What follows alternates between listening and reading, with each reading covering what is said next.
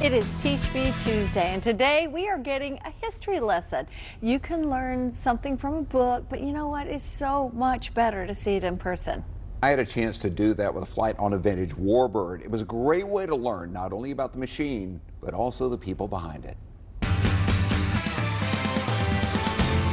It's a rare moment, a once-in-a-lifetime experience to see this plane in person.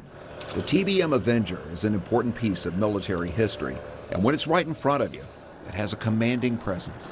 This is tangible. What you see in books or even on film, you can't smell it, you can't touch it, you can't hear it. When it's running, you don't feel that in your chest. This you feel in your chest. You can touch it. It's got a soul. It flies. The Avenger was the largest carrier-based plane in World War II, designed to carry a single torpedo as it launched attacks on enemy ships and submarines, or 500-pound bombs, providing air support to Marines on the ground as they island hopped across the Pacific. Around 9,800 Avengers were built. Today, only about a dozen are left in flying condition. When I stopped by the Raleigh Executive Jetport to see it, I got a first-hand look inside the cockpit of this historic plane. Of course, we have all the required FAA safety equipment on it. We have some modern avionics and modern radios that we use, but the rest of the airplane is exactly as it was in 1945 when she was built, and we operated exactly the way the manuals in 1945 told us how to fly it. Her name is Doris May. One of the crew described her as a dowdy old girl. She can be finicky at times, but she's got personality. And she's got power. This is the largest single-engine airplane of the war, with a 1,900 horsepower radial engine driving the prop. It's designed to get off the ground quickly, and it's got the grunt to get the job done. It's big. It's loud. And it's powerful. When he releases the brakes and you go push back in your seat, it's like a race car. There's a lot of power there. Riding in the rear turret is an unforgettable experience. That 360-degree view that a gunner would have had at the Battle of Midway or Guadalcanal. The flight becomes a trip back in time. You start to realize this aircraft was built with a single mission: to give American pilots and crew members the firepower they needed.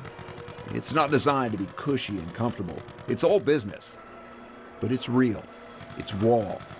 It's the closest any of us will ever get to understanding what those American heroes experience. The pilots and crew were just kids, some of them teenagers. On a beautiful day, flying over the sandhills across a Carolina blue sky, you start to feel a connection with those young men who were willing to lay their lives on the line. I know of one gentleman was a radio operator at the Battle of Midway. He was 17 years old, enlisted when he was 16, and 6 months later he's on the other side of the world facing the entire Japanese fleet. It was a different time, Yep. And we lose the people. It almost makes it more important to fly this, doesn't it? Yeah, I've flown a couple of veterans. I've flown one who flew at the Battle of Guadalcanal. I've flown a couple World War II vets of different types. But, I always have them sign the back of my flight helmet if they ever do fly with me. So they're always on my crew, is what I say. This Avenger is operated by the Commemorative Air Force. It's based in Northern Virginia. The plane's now about 80 years old. As you can imagine, it takes a lot of time and expertise to keep it flying. It is difficult and it is expensive. But this crew and a team of volunteers do it because they know how important it is to let Doris May continue her mission. When you look at this airplane, and all the movable surfaces are fabric covered. The people who used to do the fabric covering, they're not around very much anymore, not many left. Same thing with, you look at that airplane and you see all those rivets. You hear about Rosie the Riveter. A lot of those people are not here. So it's not only the pilots and the crewmen, but it's the people who built them. And this is their story, it's their legacy. History is more than what you find in books. It's best learned firsthand. And a flight in a time machine like Doris May is more than a portal to the past. It's a way to honor the greatest generation with one of the machines that helped them preserve the freedom that we still enjoy today. It's important. It is living history. It's living history. Now, those Avengers had some notable crew members during the war. Former President George Bush was a pilot. Bush was based on the USS San Jacinto when he was shot down in September 1944, then rescued by an American sub. Also, actor Paul Newman was a gunner on board an Avenger flying off the USS Hollandia. The Commemorative Air Force has a collection of more than 180 aircraft, everything from bombers to fighters to trainers and transports.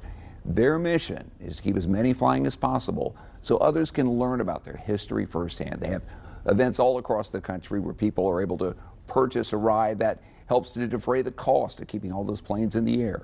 Learn more by going to commemorativeairforce.com. Again, that's commemorativeairforce.com.